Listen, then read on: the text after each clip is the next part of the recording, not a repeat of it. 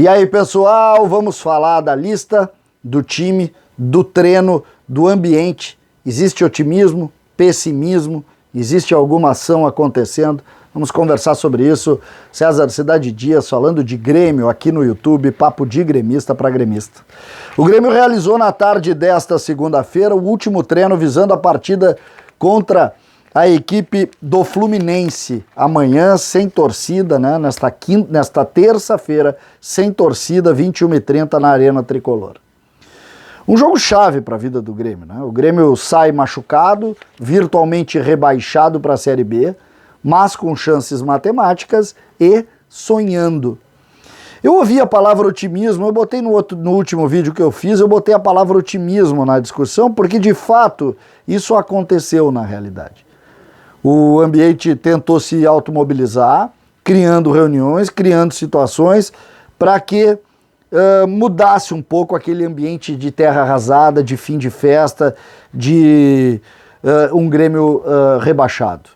Os jogadores, principalmente os líderes, puxaram a turma, tentaram levantar, e o Grêmio vai para o jogo contra o Fluminense com uma escalação que eu vou passar para vocês e um treino que também dá conta de uma modificação no status.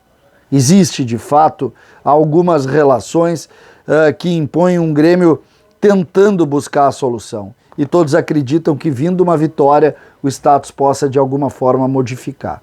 Essa é a realidade. O Grêmio, que tem na lista de relacionados, que eu vou passar para vocês algumas curiosidades.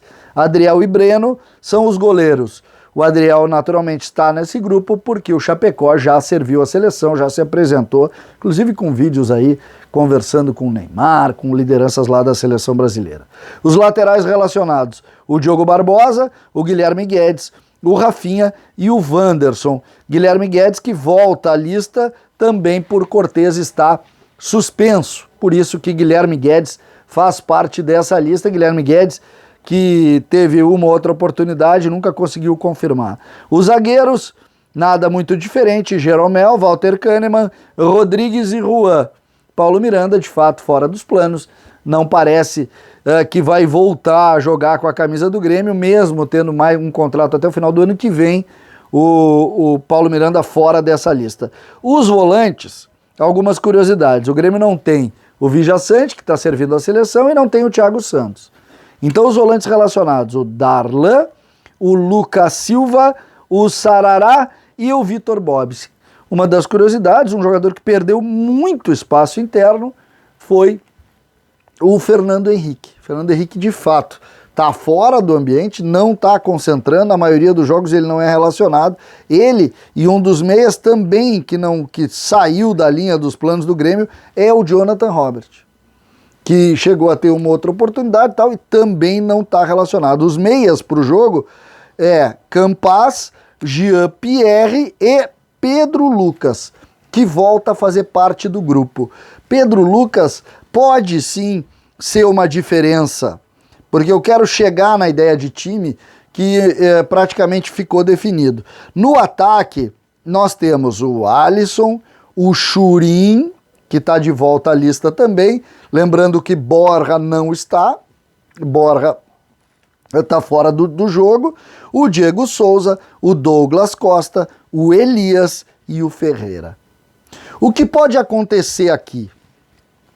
A gente pode ver um time totalmente conservador, que teria Breno, que teria no lado direito o Wanderson, o Jeromel e o Kahneman e o Rafinha na lateral esquerda.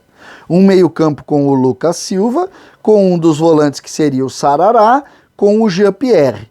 Na frente o Douglas Costa, o Diego Souza e também, jogando aberto, o Ferreira. Então, um time totalmente conservador, né? Dois volantes, que no caso o Sarará vai jogar porque dois volantes estão fora, o Jean-Pierre sendo o armador, o Douglas Costa, o Ferreira e o Diego Souza. A lógica indica esta equipe. Só tem um ponto aqui que faz eu pensar que isso aqui pode ter mudanças, que é o fato do treinador ter dito que precisa mexer no time. Precisa mexer no time. E aí eu preciso imaginar e colocar para vocês o que poderia ser diferente. O que o Grêmio poderia apresentar diferente?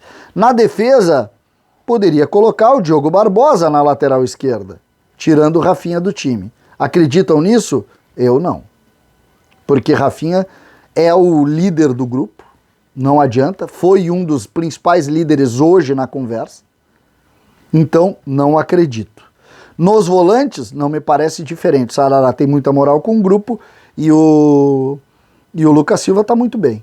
Na meia, começam as minhas principais dúvidas, tá? Eu tenho outras dúvidas, mas na meia, as principais dúvidas.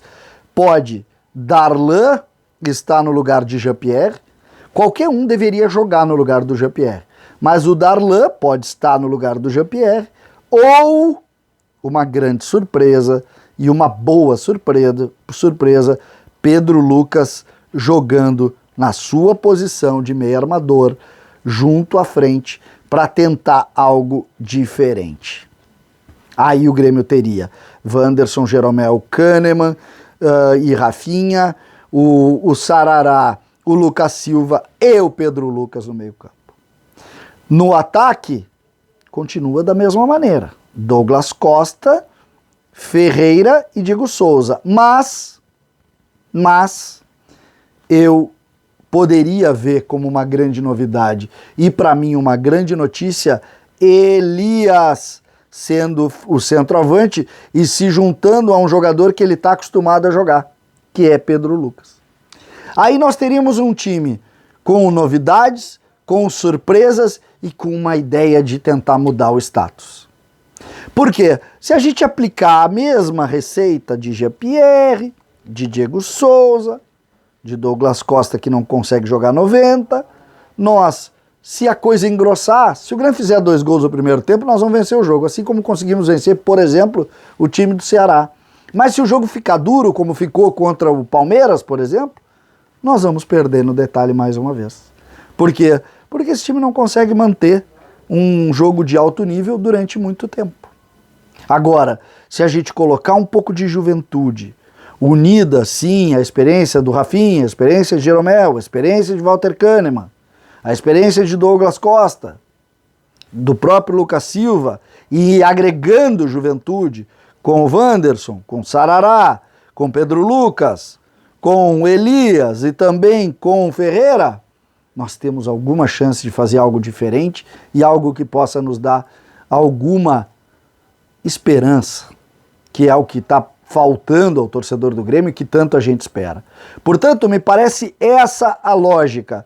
Ou ele faz o básico, o que ele tem feito, ou ele parte para algo que de fato pode nos dar pelo menos uma sensação, de esperança. Eu preciso ter esperança. Qualquer coisa eu me agarro para ter esperança. Que seja Pedro Lucas e Elias a nossa esperança. César Cidade Dias, falando de Grêmio aqui no YouTube.